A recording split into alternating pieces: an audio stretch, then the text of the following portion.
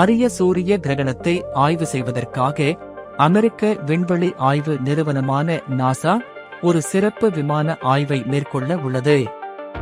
இந்த ஆய்வுக்காக நாசாவைச் சேர்ந்த 2 விமானிகள் ஐஸ்லாந்தில் இருந்து சிறப்பு ஆய்வு விமானத்தில் புறப்பட உள்ளனர். சுமார் 50,000 அடி உயரத்தில் பறக்க இருக்கும் இந்த விமானம் சூரிய கிரகணத்தின் பாதையை பின்தொடர்ந்து செல்லும். பொதுவாக ஒரு முழு சூரிய கிரகணம் ஒரு குறிப்பிட்ட இடத்தில் சில நிமிடங்கள் மட்டுமே தெரியும். இந்த கிரகணத்தில் முழுமையான இருள் நிலவும் நேரம் சுமார் 2 நிமிடங்கள் 18 வினாடிகள் மட்டுமே. ஆனால் நாசாவின் திட்டம் இதைவிட சற்று வித்தியாசமானது.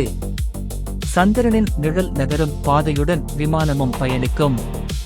இதன் மூலம் முழு சூரிய கிரகணத்தை ஆய்வு செய்யும் நேரத்தை கிட்டத்தட்ட 3 நிமிடங்கள் வரை நீட்டிக்க நாசா திட்டமிட்டுள்ளது. இந்த விமானத்தின் முன்பகுதியில் 4 சிறப்பு கேமராக்கள் பொருத்தப்பட்டுள்ளன. இந்த கேமராக்கள் கிரகணத்தின் போது சூரியனை வெவ்வேறு ஒளி அலைநீளங்களில் தொடர்ந்து படம் பிடிக்கும். குறிப்பாக சூரியனில் உருவாகும் மிகப்பெரிய பிளாஸ்மா அமைப்புகளான பிராமினன்சஸ் மற்றும் காந்த வெடிப்புகளான நானோஃபிளேர்ஸ் ஆகியவற்றை விஞ்ஞானிகள் ஆய்வு செய்ய உள்ளனர்.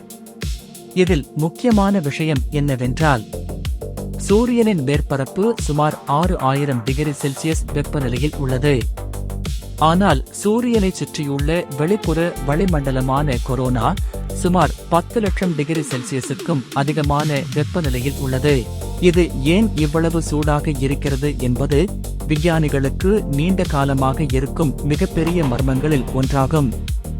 இந்த சூரிய கிரகண ஆய்வின் மூலம் அந்த மர்மத்திற்கு விடை கிடைக்குமா என்று விஞ்ஞானிகள் எதிர்பார்க்கின்றனர். மேலும் சூரியனில் ஏற்படும் மாற்றங்களை புரிந்து கொள்வது மிகவும் முக்கியமானது. ஏனென்றால் சூரியனிலிருந்து வெளியாகும் அதிக ஆற்றல் கொண்ட துகள்கள் மற்றும் கதிர்வீச்சுகள் செயற்கைக்கோள்கள், தகவல் தொடர்பு அமைப்புகள் மற்றும் பூமியின் மின்சார கட்டமைப்புகளையும் பாதிக்கக்கூடும்.